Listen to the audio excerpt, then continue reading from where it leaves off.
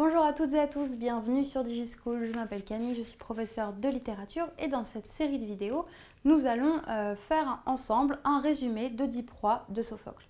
Dans cette première partie, nous allons nous pencher sur le prologue ainsi que sur le parodos.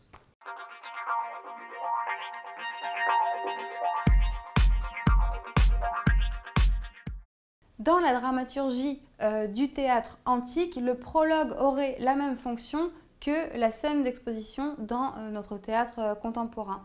Le prologue d'Œdipe roi se compose de deux moments, c'est-à-dire ce qu'on pourrait dire deux scènes, mais il ne faut pas utiliser la terminologie scène pour ce cas particulier parce que ce n'est pas des scènes en soi. Donc il y a donc deux moments. Le premier, un moment qu'on pourrait intituler la peste de Thèbes, qui met en scène Œdipe, le prêtre de Zeus et les suppliants. Un deuxième moment, c'est la réponse de l'oracle de Delphes qui est apportée à Œdipe par Créon. Et ces moments de dialogue qui constituent le prologue sont conclus par un parodos qui est le moment de la tragédie antique où le chœur entre en scène. Ce premier moment du prologue met donc en scène Œdipe et le prêtre de Zeus. Alors que se passe-t-il? Le prêtre de Zeus vient trouver Œdipe entouré de suppliants et lui expose la situation. La ville de Thèbes est accablée d'un grand mal, une peste, une maladie qui sévit envers tous les êtres vivants. Œdipe, roi de Thèbes, se montre très accablé par la douleur des Thébains. Si je me réfère à la page 9 de mon édition, oui, le mal est sur vous tous, je le sais, et ce mal me fait mal plus qu'à nul d'entre vous. Car votre douleur à chacun n'atteint que lui-même, lui seul et s'arrête là, mais moi, mon cœur gémit sur la cité et sur vous, sur moi-même, tout ensemble. Donc Œdipe, roi de Thèbes, se montre vraiment accablé par la souffrance des Thébains.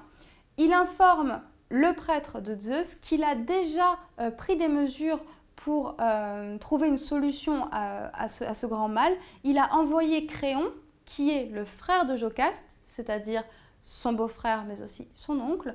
Il a envoyé Créon consulter l'oracle de Delphes pour demander aux dieux la solution de ce problème.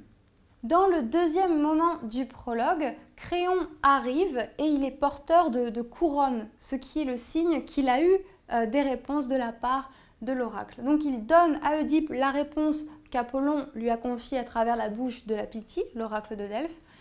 Pour se débarrasser du mal qui leur a été envoyé, les Thébains doivent laver la souillure criminelle, c'est-à-dire qu'ils doivent punir le meurtre du roi Laios, donc le père d'Œdipe, qu'Œdipe lui-même a tué, sans connaître son identité. Œdipe se montre déterminé à chercher le coupable. C'est à la page 14 de mon édition. « Dites-vous bien que j'irai jusqu'au bout. Oui, nous réussirons, le Dieu aidant à la face du monde, ou bien nous périrons. » Il est tout à fait déterminé à chercher le coupable et il veut se renseigner sur les circonstances du meurtre. Ce prologue d'Œdipe roi est immédiatement suivi par le parodos. C'est le moment où le chœur entre sur scène.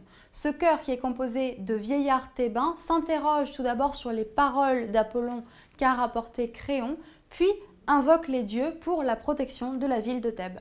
Voilà, c'est tout pour aujourd'hui. Merci d'avoir regardé cette vidéo. J'espère qu'elle vous aura été utile. N'hésitez pas à vous abonner à notre chaîne et à très bientôt sur DigiSchool.